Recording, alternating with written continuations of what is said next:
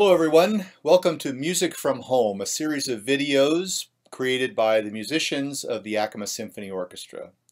My name is Jeff Snedeker. I'm the principal horn of the orchestra, and I've been in the orchestra since 1992. It's been a wonderful trip.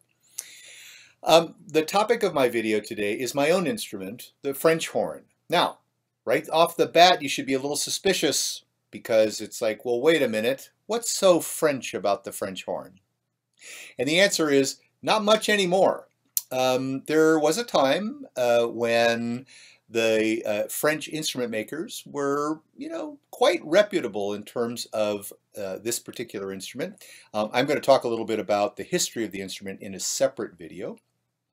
But today, our instrument today, this instrument, is quite the amalgamation of a number of innovations and improvements that have been made over the years by instrument makers from many different countries all over the world. How does a French horn work, or a horn work?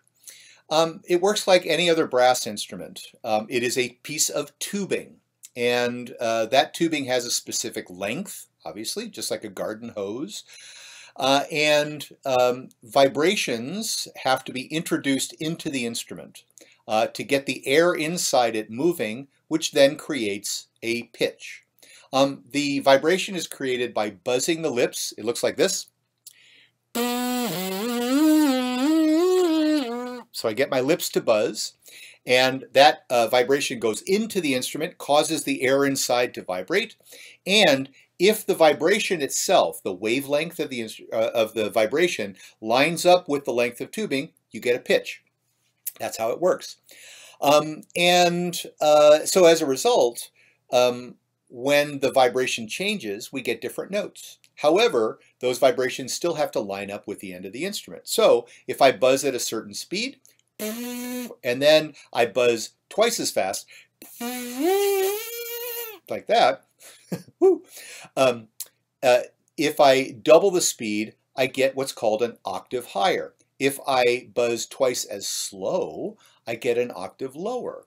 Okay, and there are other notes that also occur in nature based on physics. And here's what those notes look like. This is called a harmonic series. And if you look at it very closely, what you'll notice is that the notes at the bottom, the lowest notes, are quite far apart. But as the notes go higher and higher and higher, the pitches get closer and closer together.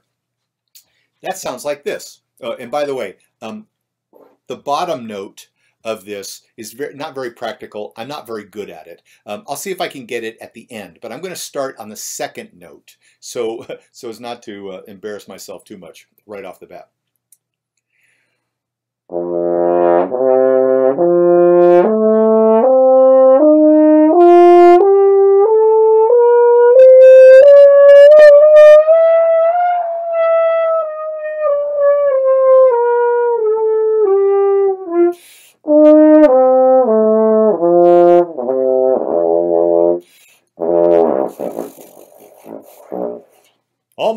Almost got it.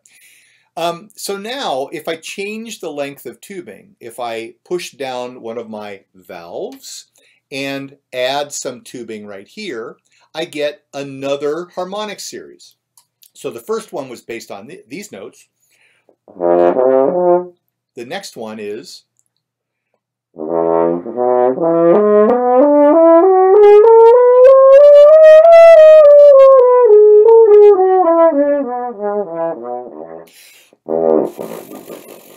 woo, pretty low down there. Okay, another one.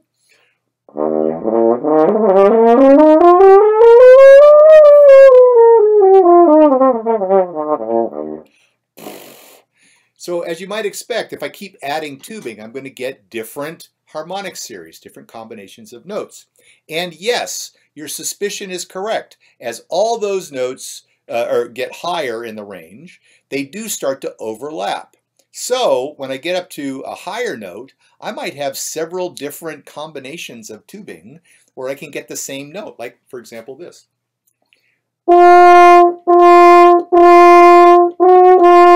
So on. It gets a little scary after a while. But what that means, though, is that I have to hear the sounds in my head, much like a singer does, because in the same way that a singer uses their vocal cords vibrating to create pitches, I use my lips. And my lips just have to vibrate at speeds that line up with the length of the tubing that's here. Okay, that's how it works.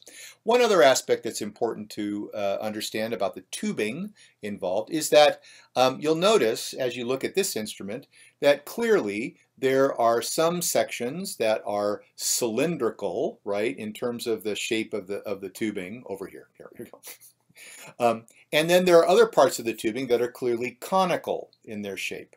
That has some bearing on the tone quality and the pitch, the intonation of the instrument. So that the more cylindrical the tubing, like a garden hose, the more stable certain things are and the brighter the sound. The more conical percentage involved in the instrument, the more mellow the sound, right? And so that has some bearing. My instrument, the French horn, is considered a conical instrument because it has a very high proportion of conical tubing, which contributes to the mellow sound. So we have all these overlapping harmonic series. We have the shape of the tubing and all this other stuff that is involved in making the sound. For the horn, that means that we have a range that covers almost well, actually more than 4 full octaves from the lowest notes to the highest notes that we are asked to play in public. So it is a bit of an interesting challenge, and I'll talk a little bit more about that in just a minute. By the way, one of the explanations, or sometimes it's kind of hard to picture what a harmonic series would mean on a different instrument, what the analogy would be. Let me show you a graphic that I find to be very, very useful in understanding that. If you know what a piano is like, right? A piano keyboard, all the notes are kind of evenly spaced and, so that the fingers can hit them and so forth. Well, here's a graphic that shows you what a piano would look like if the size of the keys were related to the pitches of a harmonic series. So the lower notes on the left-hand side, you can see are quite large, easy to hit. Oh yeah, very good.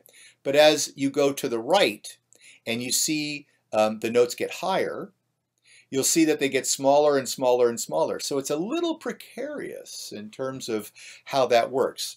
And I'll tell you, when we well, no, I'll save it for later.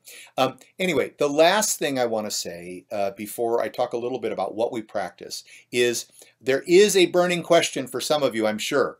And that is, when you play the instrument, what's going on with this hand right here?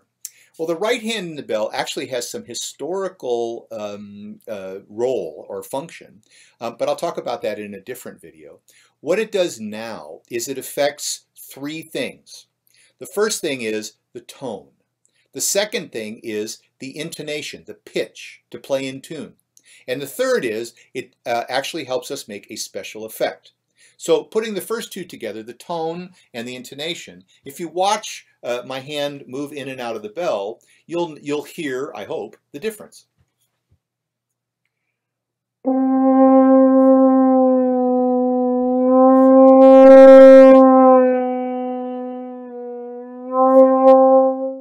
So you can hear the pitch change and the tone get a little darker the closer in that it is. The special effect involved, well, those of you who are fans of the very old Star Trek television show will remember this sound.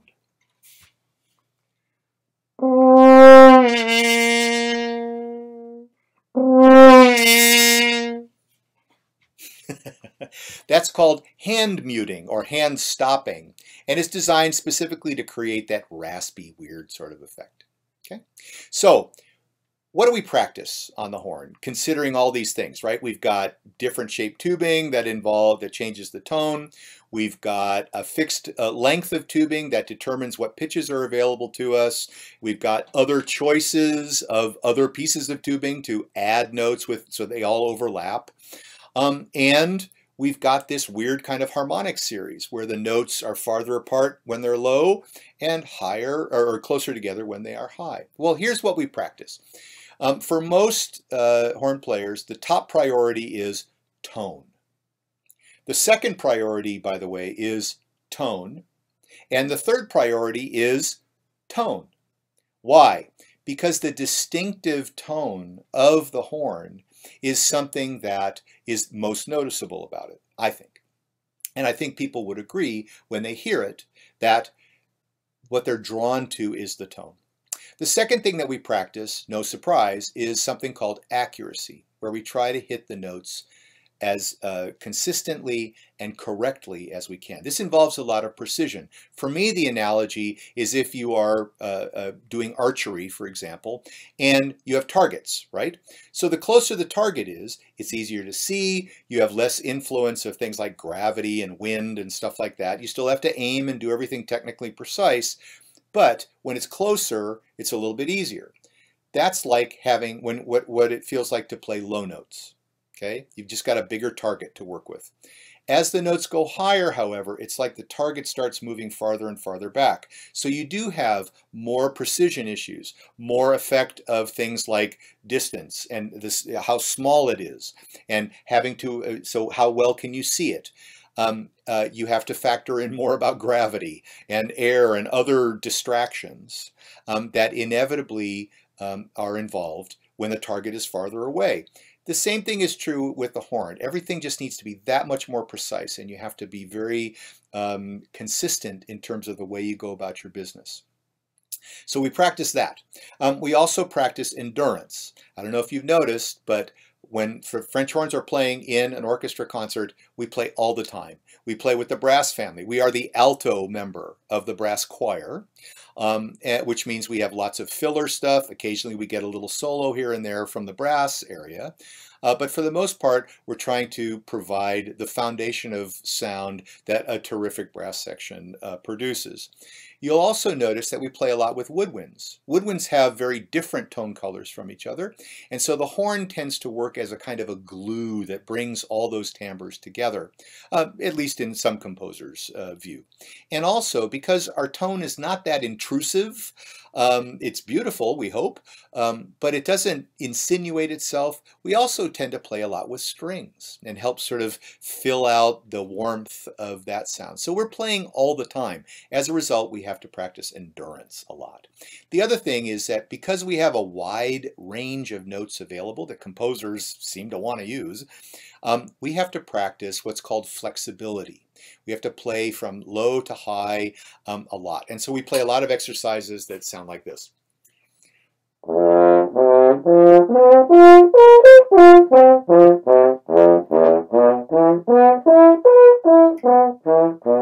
Like that. So we spend a lot of time navigating the high range, the middle range, and the low range continuously.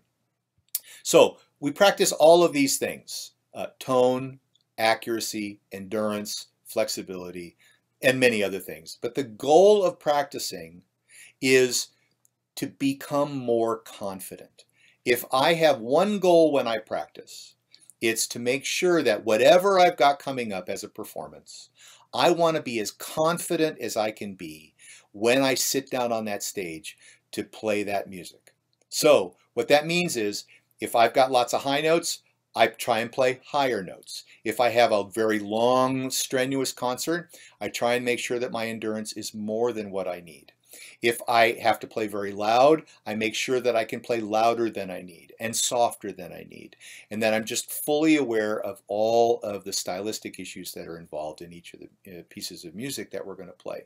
But the goal is to be as confident, to be as prepared, and as a result, as confident as I possibly can be. So when we're sitting back there and you're wondering what's going through their minds, most of the time it's like what you would expect, like, oh, I love this part. Oh, did I really practice as much as I needed to? Oh no. Hopefully that doesn't happen too much. But we are human beings, right? And that's who's sitting on the stage.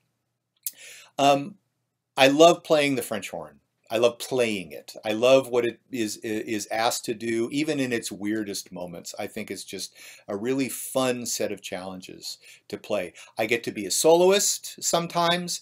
I get to be a team player some of the time. And both, that sort of balances out in a way that is really just a lot of fun to do.